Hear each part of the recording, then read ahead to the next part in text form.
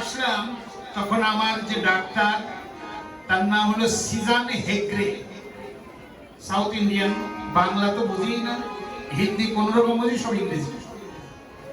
আমি দুভাষী, একদম ডেকে নিয়ে কথা বললাম। উনি আমাকে বললেন আপনি করেন কি?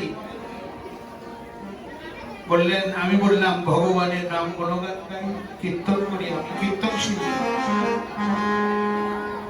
উনি মোবাইলে খুঁজে খুঁজে আমাকে পেল, দেখে এই হলুদ কাপড় পরা কীর্তন করছি, হাজার হাজার শ্রোতা নয়ন জলে আকুল হয়ে গড়াগড়ি যাচ্ছে।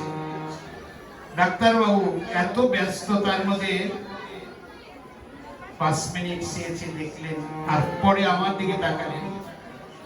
উনি এই বললেন, আমি ডাক্তার, আপনার চিকিৎসা করেছি, আপনি 60% ভালো থাকবেন, 40% ভালো হবেন কিভাবে? যার গুণগান গাইছেন তিনি ভালো করবেন, আর যাদের কাছে গাইবেন বলবেন সেই ভক্তের কৃপায় আর 20% হেরে।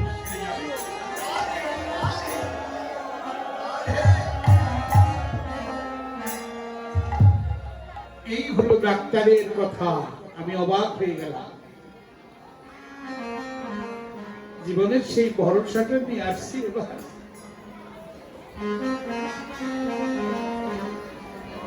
কীর্তন করে এক জীবনে স্বাদ মিটল না।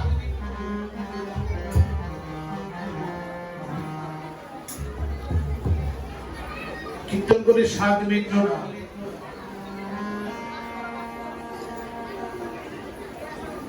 মনে হয় আবার আরো কয়েকদিন ভক্ত সঙ্গ যেন পায়। বাবা পাগলার পূজা যেদিন হলো তার আগের দিন সন্ধ্যাবেলায় বাবা পাগলার নাতির সাথে কথা হলো। নাতি বললো, আপনি কি করেন? আপনি তো উঠতে পড়তে পারছেন না। এরকম, আমি অপারেশন রোগী, কীর্তন করি।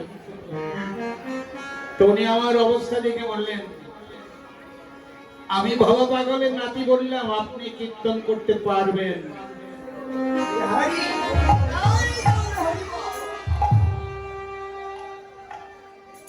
উনি সাথে সাথে একটা বাবা পাগলের মালা দিলেন আমাকে,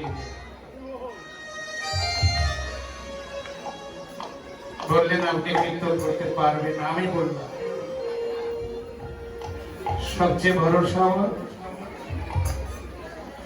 মনির এই ভক্ত। আমার এই অবস্থা দেখে আমাকে অনেকেই ডিলিট করে দিয়েছে,